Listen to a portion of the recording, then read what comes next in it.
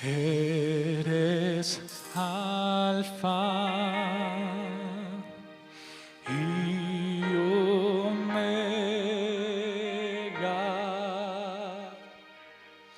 Te adoramos, Dios. Diga conmigo, yo, dígalo como que si lo cree, yo, hijo de Dios, he venido en esta mañana a proclamar y a recibir toda promesa que Dios me ha dado en su palabra.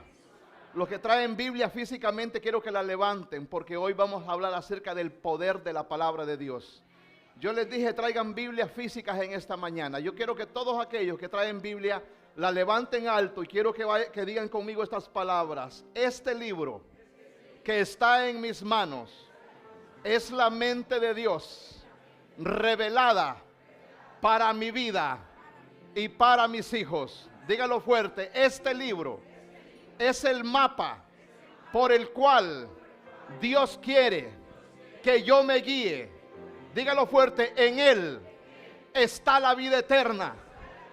En Él está la sanidad, está la prosperidad. Dígalo fuerte, este libro es divino y es humano. En este libro Dios me dice cómo vivir eternamente. Dígalo fuerte, este libro habla acerca de Jesús, mi Redentor, mi Señor.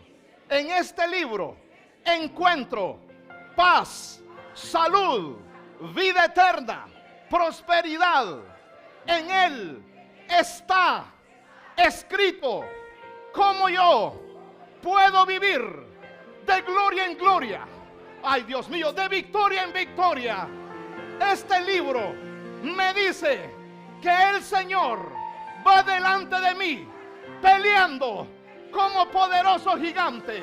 Dígalo fuerte, en este libro Dios me enseña cómo abrir mares, caminar por desiertos, escalar montaña. Ay, Dios mío, no se me rinda. En este libro está escrito que Dios me ama, que Él me ha perdonado todo pecado, toda maldad, y que mi nombre está escrito en el libro de la vida.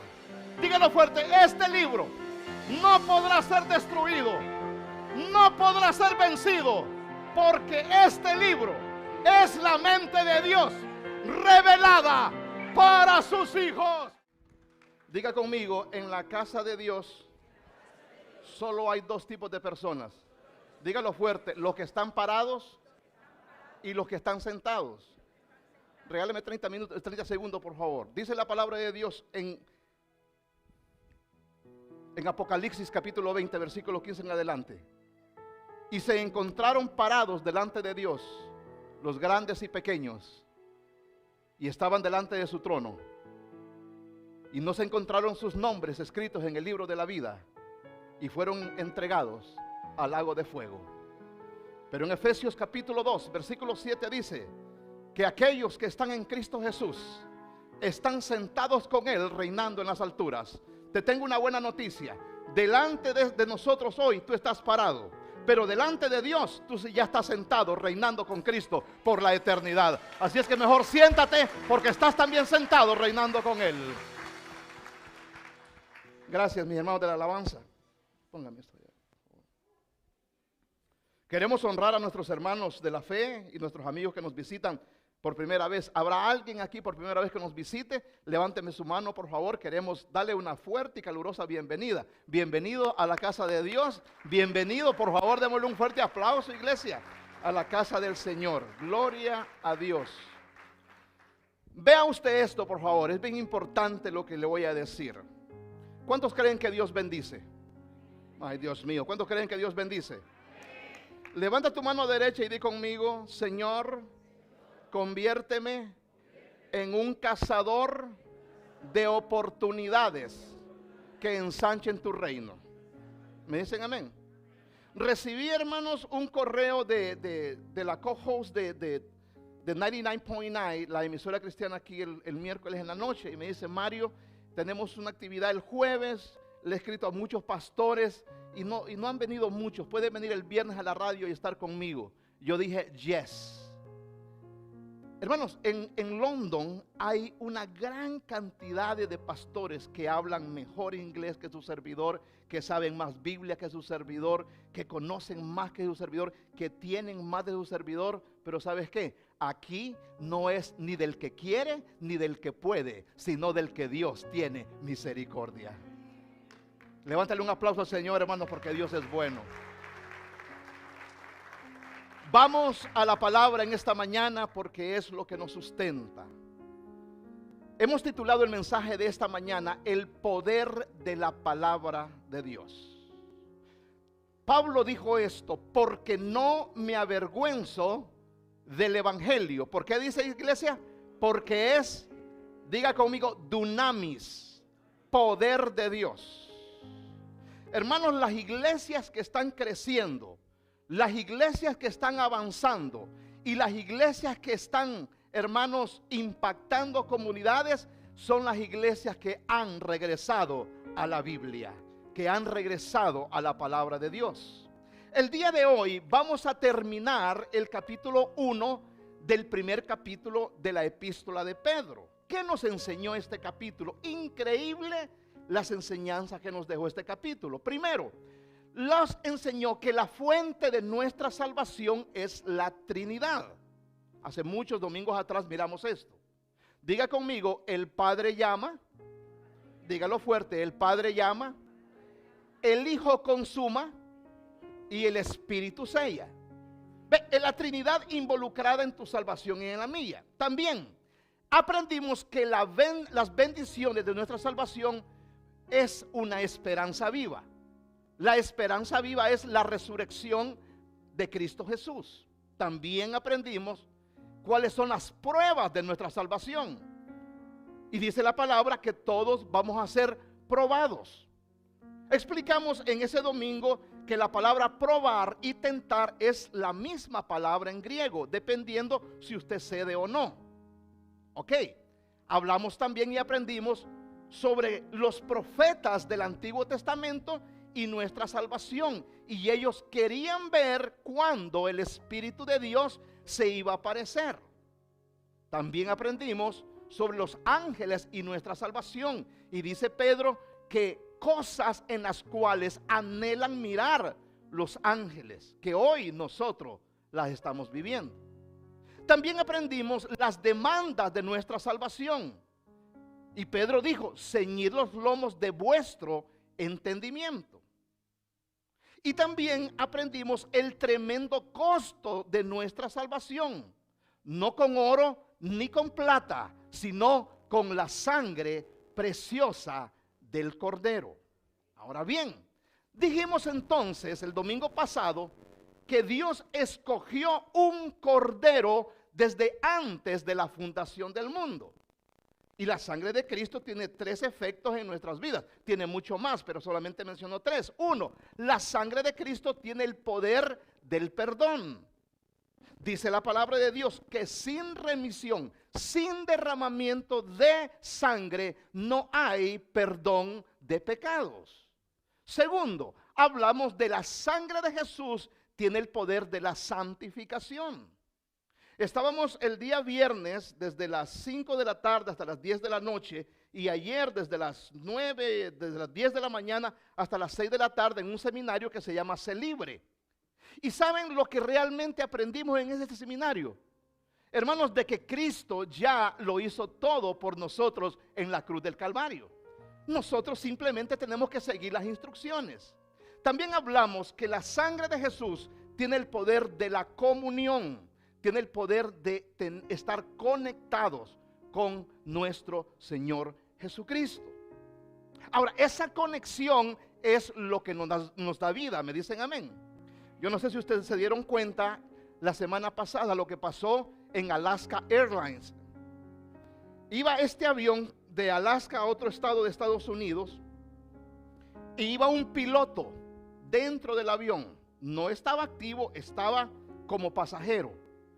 Fue, hermanos, a la cabina y ¿sabe lo que trató de hacer? Trató de apagar los motores del avión. Eso es lo que el enemigo hace en tu vida. El Señor, hermanos, ha encendido un motor en tu vida que se llama salvación. Me dicen amén. Pero el enemigo quiere apagarte los motores. Por eso la palabra de Dios dice: despiértate tú que duermes y te alumbrará la luz de Cristo. El día de hoy entonces vamos a estudiar la última parte del capítulo 1. Y por favor no se vaya a perder el mensaje del próximo domingo. Vamos a estar enseñándoles cómo reemplazar viejos hábitos con hábitos nuevos. Y es una enseñanza muy poderosa que va a ser de bendición para nuestras vidas. Entonces hoy vamos a ver el método de nuestra salvación. ¿Qué fue lo que el Señor usó para salvarnos? Si leemos la palabra de Dios en la primera carta de Pedro, vamos a exagetar, a estudiar los versículos del 23 al 25. Dice la palabra: siendo renacidos, no de simiente corruptible, sino de incorruptible, por la palabra de Dios que vive y permanece para siempre. Toda carne es como la hierba, y toda la gloria del hombre como la flor de la hierba.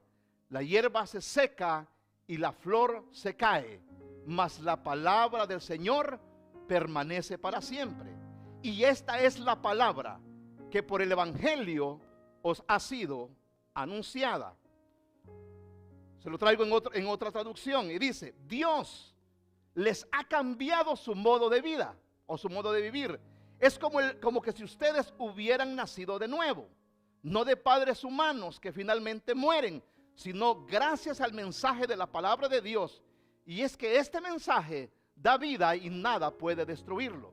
Pues la Biblia dice: todo ser humano es como la hierba, y su grandeza es como las flores.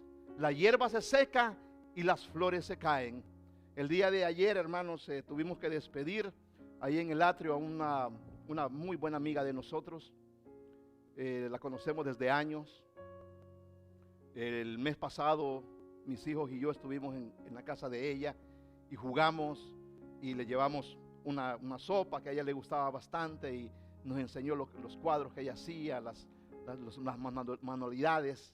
Le dio una a Josué y el día de ayer estaba ahí en un cajón despidiéndola.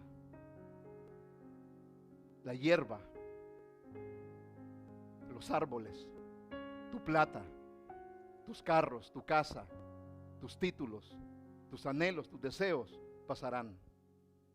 Y la pregunta es: ¿qué estamos haciendo con la vida que Dios nos ha dado? Pero dice: pero la palabra del Señor permanece para siempre.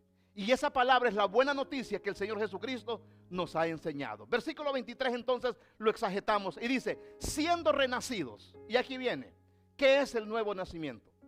El concepto de renacer, oiga bien esto, no tiene nada que ver con añadir algo a que tú ya tenías. Por ejemplo, Dios no viene a querer repellar algo que usted hizo. Dios no está en el negocio de la repellada, Dios está en el negocio de la restaurada. Oiga bien, lo que quiero decir.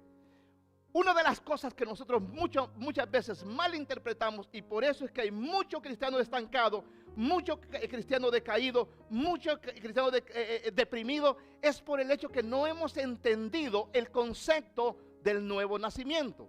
Había un hombre muy letrado, muy conocedor, maestro de la ley, rabí, miembro del Sanedrín israelí, llamado Nicodemo. Tenía un vasto conocimiento intelectual, pero no había conocido a Dios. Él tuvo una conversación interesante con Jesús y Jesús le dice esto: te aseguro que quien no nazca de nuevo no puede ver el reino de Dios. Oiga bien. Y viene este hombre y le dice: ¿cómo puede nacer de nuevo siendo ya uno viejo? Preguntó Nicodemo: ¿acaso puede entrar por segunda vez en el vientre de su madre y volver a nacer? Y viene Jesús y le dice: te aseguro que quien no nazca de agua y del Espíritu no puede ver, no puede entrar en el reino de Dios. Respondió Jesús: Sigue Jesucristo con la conversación y le dice, lo que nace del cuerpo, iglesia, ¿qué dice? Es del cuerpo. Lo que nace del espíritu es del espíritu. No te sorprendas de que te haya dicho, tienes que nacer de nuevo. Póngame atención, por favor. Entonces, la necesidad del nuevo nacimiento surge de la incapacidad del ser humano en su estado natural para ver o entrar en el reino de Dios. Los dos primeros hijos de Adán y Eva, Adán y Caín, o Caín y Abel, perdón, fundaron las dos religiones principales del mundo. Caín fundó la religión en base a las obras. Abel fundó la religión en base a la gracia. Caín trató de agradarle a Dios con el sudor de su frente. Abel trató de agradar a Dios con el sacrificio de alguien más. Oiga bien, ¿por qué entonces habemos muchos cristianos estancados? Porque no hemos entendido el concepto del nuevo nacimiento. Entonces, por muy dotado moralmente que sea una persona, o que sea altamente refinado en su condición natural, si está espiritualmente muerto, no puede entrar al reino de Dios y ser llamado hijo de Dios. Voy a ir despacio para que me vaya entendiendo. Entonces, la pregunta lógica de esta mañana es la siguiente: ¿por qué una persona necesita nacer de nuevo? Hermano, ¿basta con ir a la iglesia? No. ¿Basta con dar una Biblia en la mano? Tampoco. ¿Basta con traer una limosna o un diezmo? Mucho menos. ¿Basta con darle algo a un indigente? Tampoco te ayuda. ¿Por qué? Porque mira lo que Romanos 3:23 dice. Lo puede leer conmigo, iglesia, que dice: por cuanto, que dice, todos pecaron y están, ¿qué? Apartados, destituidos de la gloria de Dios. ¿Quién es una persona destituida? Es una persona que no tiene ninguna posibilidad de calificar para algo. Y ahí entra desde Adán y Eva hasta la última persona que va a nacer en este mundo. Ahí entran los sacerdotes y los papas, ahí entran los pastores y los líderes. Por cuanto todos hemos pecado, todos estábamos destituidos de la gloria de Dios. Pero mira lo que dice 2 Corintios 5:17, versículo que muchos de ustedes lo saben de memoria. De modo, ¿qué dice, iglesia? Que si alguno está en Cristo, ¿qué dice? Nueva criatura es. Ha experimentado el nuevo nacimiento. Las cosas viejas pasaron. ¿Cuáles son esas cosas viejas? Es tu antigua naturaleza. He aquí, todas son hechas nuevas. La pregunta es esta, hermano Mario: ¿por qué yo, aceptando a Cristo, teniendo al Señor como mi Salvador, todavía estoy atado a manías, a costumbres, a palabras, a deseos predilectos de pecado que todavía no he podido sacudirme? Aquí viene. Porque es que todos aquí, de alguna forma, hermanos, estamos luchando contra algo. O estamos luchando contra alguien. Y la promesa es que todos los que están en Cristo Jesús, nuevas criaturas son. Las cosas viejas han pasado, todas son hechas nuevas. Entonces, vea usted esto. ¿Dónde radica la clave? Para que usted y yo podamos disfrutar de vivir en una naturaleza nueva. Todo cristiano tiene dos naturalezas: la naturaleza carnal y la naturaleza espiritual. Ahora bien, mire lo que la palabra de Dios dice. De modo que si alguno está en Cristo, nueva criatura es. Las cosas viejas pasaron, aquí todas son hechas nuevas. Las dos naturalezas del cristiano, la carnal y la espiritual. Oiga bien esto: Míreme por favor, porque esto es súper importante. ¿A cuánto le gustaría caminar en victoria? ¿A cuánto le gustaría agradar a Dios? Bueno, usted puede escoger en esta mañana bajo qué naturaleza usted quiere vivir. ¿Bajo la naturaleza normal de la carne o bajo la naturaleza del espíritu? Ahora bien, cuando yo camino solamente por complacer mis deseos y camino solamente para darse mis gustos y solamente para vivir en el mundo que me rodea, hay tres cosas que suceden cuando tú vives en una naturaleza carnal. Primero, vea usted esto.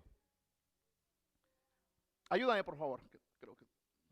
Primero, una persona que vive en la primera naturaleza, dígalo fuerte conmigo, iglesia, no puede, dígalo fuerte, no puede obedecer a Dios. No es que no quiera, es que no puede. ¿Por qué? Porque te estás agarrando de algo que en vez de sacarte, te trae. Oiga bien esto, iglesia. Una persona que no transiciona a una atmósfera espiritual, aunque quiera agradar a Dios, no puede. ¿Por qué? Por el hecho de que no ha transicionado a lo que es vivir bajo el nuevo nacimiento. ¿Cuántos aquí no tenemos serios luchas contra alguna debilidad X? Y yo tengo las mías y si quieres se las cuento y me va a tener que prestar otro cuaderno. Son muchas. Pero en la naturaleza normal, aunque queramos agradar a Dios, no podemos. ¿Cuántos aquí han tenido la intención de decirle, Señor, hoy sí me voy a dedicar a ti, voy a dejar esto, voy a dejar lo otro, y usted lo hace por una semana y lo hace 2 semanas y a la tercera semana otra vez es lo mismo? No podemos obedecer a Dios al menos que el Espíritu de Dios te ayude a salir de aquello por el cual usted y yo en lo natural no podemos salir. Segundo, una persona que camina en lo natural no puede agradar a Dios. No puedes agradar a Dios. Porque Dios no ve solamente lo que tú haces, Dios ve con la intención que lo haces. Y tercero, vea usted esto, cuando caminamos solamente en lo natural, no podemos comprender a Dios. Aquí es donde muchos cristianos pataleamos y le decimos, Señor, ¿por qué me pasó esto a mí si yo no me lo merecía? ¿Estás seguro que no te lo merecías?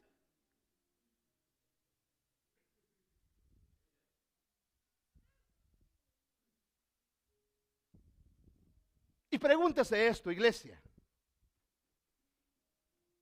¿Cuántas veces los hemos enojado con Dios y echarle la culpa a Dios por algo que nos pasó, cuando nosotros mismos sabemos que lo que pasó era el fruto de mi actuación?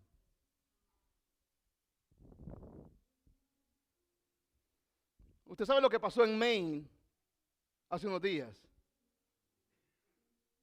Este loco desquiciado agarró una pistola y mató 18 personas. Ayer o antier lo encontraron muerto. No se sabe si él mismo se mató o lo mataron.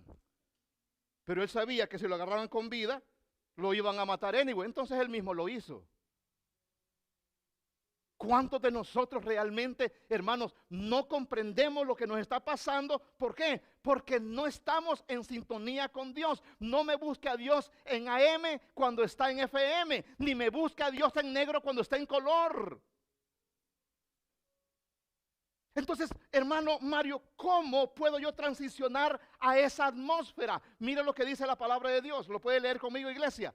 Porque, que dice, el ocuparse de la carne, ¿qué es? Oye, pongámosle atención, por favor. ¿Qué es una ocupación? Es algo que usted le invierte. Es algo que usted le dedica. Es algo que usted lo anhela. Es algo que usted lo busca. Que yo tengo un amigo, él trabaja con acciones. Es un inversionista. Pero él duerme en el día y en la noche hace sus cosas. Y me dice, es que yo me ocupo toda la noche buscando algún tipo de negocio que me genere dinero. Se ocupa haciendo algo. Y mire lo que la palabra de Dios dice. Porque el ocuparse de la carne es muerte. No puedes agradar a Dios. No puedes entender a Dios.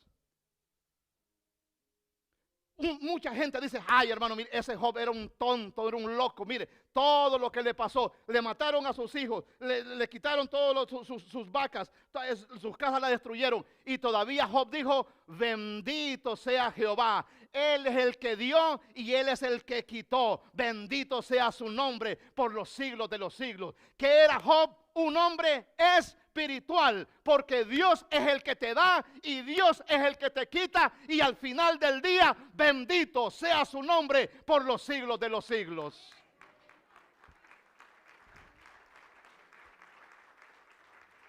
Porque el ocuparse de la carne es muerte. Pero ¿qué dice, iglesia? Pero el ocuparse del espíritu, ¿qué es qué?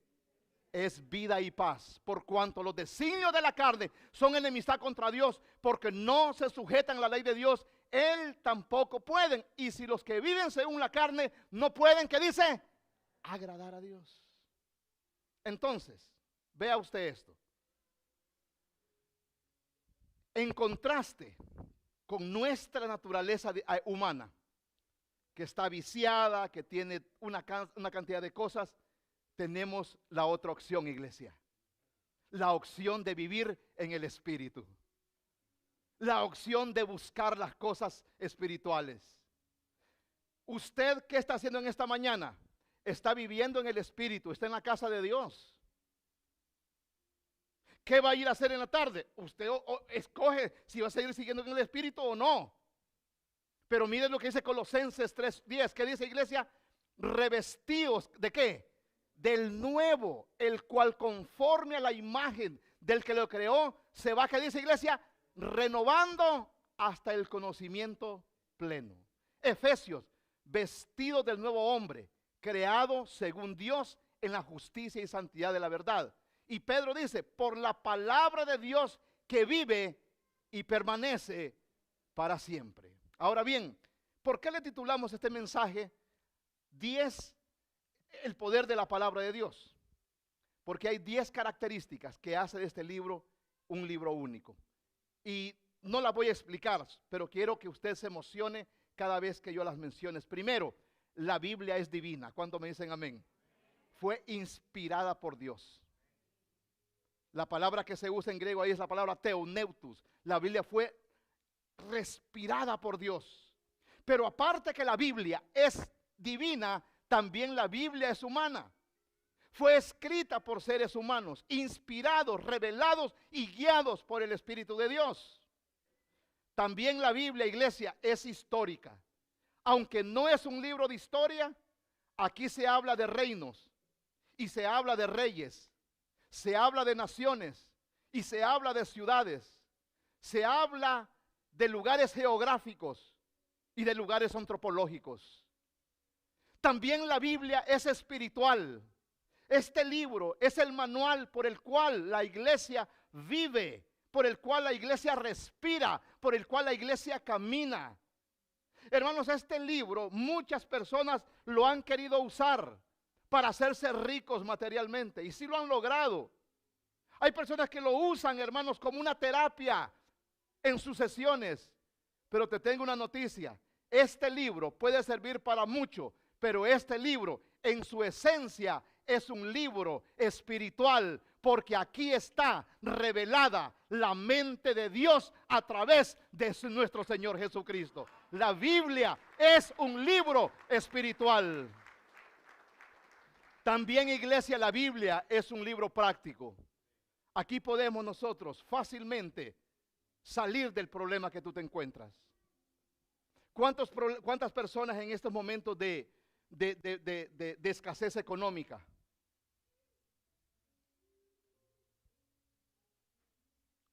¿Cuánta gente habla de inflación?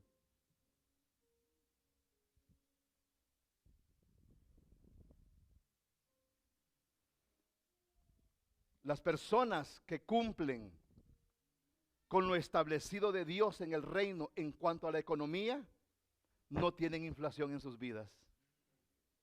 Te digo por qué.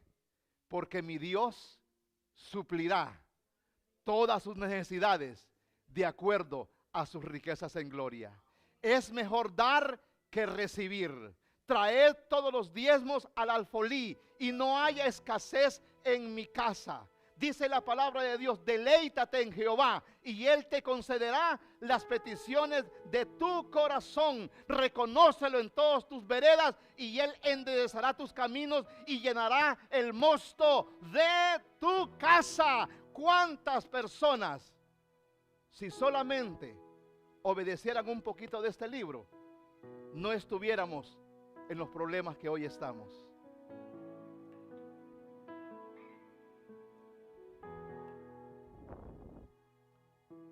Yo acabo de ir a El Salvador, hermanos, la semana pasada. Y mire, y me reuní con varias personas de negocios, cristianos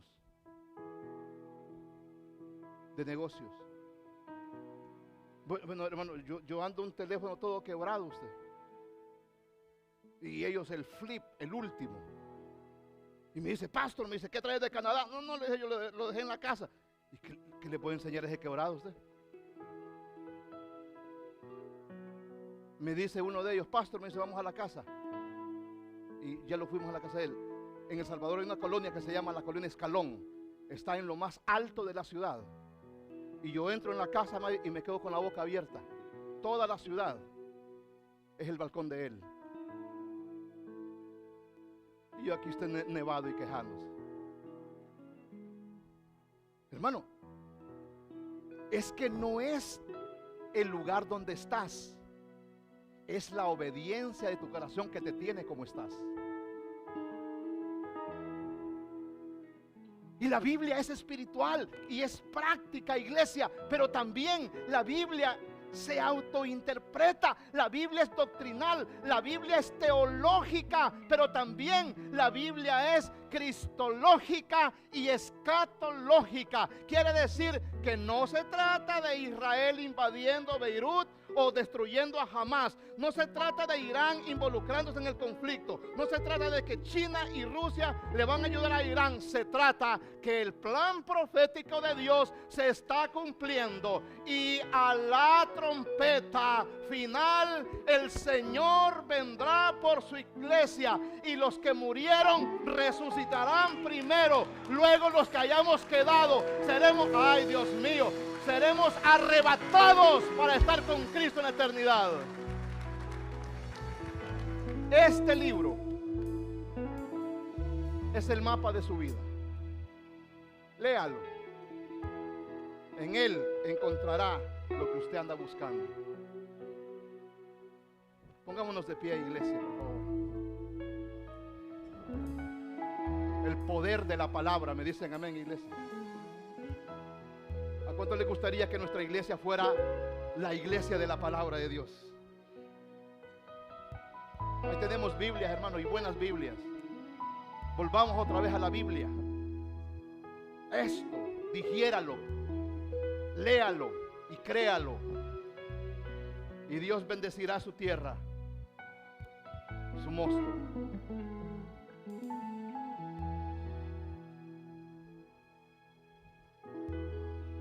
Estuve en Radio Mesías, una de las radios más populares de todo El Salvador, abarca Guatemala y abarca Honduras. Y me dice el hermano dueño de la radio: no hemos tenido un pastor salvadoreño que venga desde el extranjero, y usted es el primero. Y me dice, y le digo yo: ¿sabes qué? No va a ser la primera vez, porque me gustó este lugar y tenemos la intención de quedarnos. Te digo por qué. Porque tenemos que ser cazadores de oportunidades. Dios te quiere abrir puertas, iglesia, pero deja que Dios te la abra por medio de esto. No por medio de tu manual, no por medio de tu título, por medio de lo que la palabra de Dios dice. Señor, en esta mañana, Señor, admitimos que tu palabra, Señor, no ha anidado en nuestros corazones. Por eso tenemos hijos rebeldes. Por eso tenemos economías destrozadas. Por eso tenemos cristianos en depresión, cristianos afligidos, cristianos que le ponen más atención a las redes sociales con lo que este libro dice. Y aquí hay poder en esta palabra. Hay poder en la palabra de Dios. Esta palabra, donde quiera que yo la abra, dice algo en cuanto a mí mismo. Esta palabra, donde quiera que yo la abra, me dice que Dios me ama, que Dios piensa en mí y que Él tiene un plan para mi vida. Las personas, los cristianos que estamos aquí, que te has alejado de la palabra y quieres volver a ella, y las personas que no son cristianas y quieres encontrar paz con Dios, hoy es el día de tu salvación. Hoy es el día de volver a la palabra de Dios. Adoremos al Señor. Te damos toda gloria a ti, Jesús. Te damos